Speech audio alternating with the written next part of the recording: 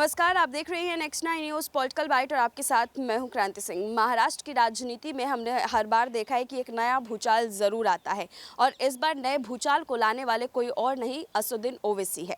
AIMIM प्रमुख असदुद्दीन ओवैसी जो है इस वक्त महाराष्ट्र की राजनीति को बेहद ही गंभीरता से ले रहे हैं और उन्होंने इस बार मुसलमानों को टारगेट करके जो है वहाँ की सरकार और वहाँ के जितने भी विपक्ष के नेता हैं उन सबकी मुश्किलें बढ़ा दी है।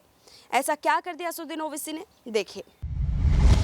एआईएमआईएम चीफ असदुद्दीन ओवैसी ने शनिवार को महाराष्ट्र के मुसलमानों से सवाल कर पूछा कि क्या आप शरद पवार, उद्धव ठाकरे, शिंदे जैसे नहीं बन सकते। दरअसल ओवैसी ठाणे में एक रैली को संबोधित कर रहे थे। इस दौरान उन्होंने शिवसेना के विभाजन और पार्टी के नाम उद्धव ठाकरे से छीनने पर इशारों में कहा कि उन्हें पूर्व मुख्यमंत्री के लिए कोई सहानुभूति नहीं है। ओवैसी बोले, मुंब्रा अस्तित्व में क्यों आया? वो कौन लोग थे जिन्होंने उन लोगों को यहाँ आने के लिए दबाव बनाया था?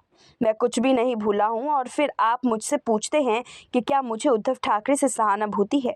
मैं उन दिनों को नहीं भूला जब लोगों को टाडा के तहत सलाखों के पीछे डाल दिया गया था। ओवैसी ने जनता से सवाल करते हुए पूछा कि एनसीपी के अजीत पवार और सुप्रिया सुले नेता बन सकते हैं। उद्धव ठाकरे केवल उनके अपने पिता के पुत्र होने के गुण के आधार पर नेता बन सकते हैं। एकनाथ शिंदे, देवेंद्र फडणवीस नेता बन सकते हैं, तो क्या महाराष्ट्र के मुसलमान शरद पवार, उद्धव ठाकरे और शिंदे जैसे नहीं हो सकते? ओवैसी ने आगे कहा कि सिर्फ नारे लगाने से आप एक नहीं हो सकते। एकजुट हो, मतदान कीजिए और नेता बनिए। जब बातचीत होगी तो आपकी आंखों को देखकर बात कर सकेंगे। एआईएमआईएम नेता ओवैसी ने कहा कि भड़काऊ भाषण के लिए मुझे दोषी ठहराया गया, लेकिन मैं सच बोल रहा हूं कि कोई पार्टी मुस्लिम आरक्षण की बात नहीं करती। क्या महाराष्ट्र में मुसलमानों को आरक्षण नहीं मिलना चाहिए?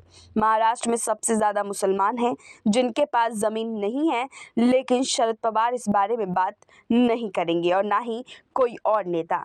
तो आप सभी को उठना होगा और चुनावी मैदान में उतरना होगा और यहाँ पर शरद पवार, शिंदे, उद्धव ठाकरे की तरह बनकर के दिखाना ही पड़ेगा।